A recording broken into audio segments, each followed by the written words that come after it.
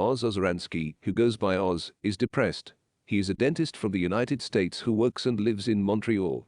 Sophie, Oz's wife, and his mother-in-law despise him, and his father-in-law passed away, leaving his son-in-law with a debt of $10 million. Despite the fact that things aren't going well, there isn't much turmoil. Up until Bruce Willis's Jimmy Tulip Tedeschi enters Oz's life. He is a hitman who provided evidence against Chicago mob boss Yanni Gogolak and was sentenced to 5 years in prison. After being freed, Jimmy moves under a false name to one of the cabins in the area. Jimmy was once entrusted with $10 million by Gogolak to keep them hidden from the FBI, and should Jimmy pass away, he will receive those funds, all without the rest, hence the title of the picture. Jimmy liked Oz right away. And when Oz discovered who he was dealing with, he wasn't particularly pleased to make the acquaintance. Oz's wife persuades him to hand Jimmy over to his former mobsters in exchange for a payoff.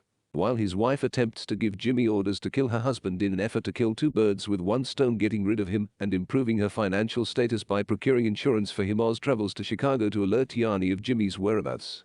Oz meets Cynthia, Tulip's wife, while also revealing to Gogolak where Tulip is hiding in Chicago. Gogolak keeps Cynthia close by so that she may manage the finances in the event that her husband passes away. Oz and Cynthia have a turbulent, covert relationship. When Oz gets back home, it becomes clear that Jimmy Tulip is actually Frankie of the Gogolak gang and that he is completely aware of everything that has happened.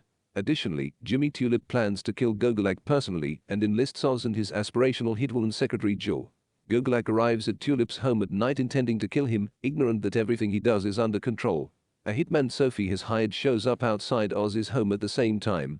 Jimmy Tulip personally eliminates the unwanted visitors, including Oz's hit guy, who turns out to be a federal police agent, but now he has figured out where to bury the remains.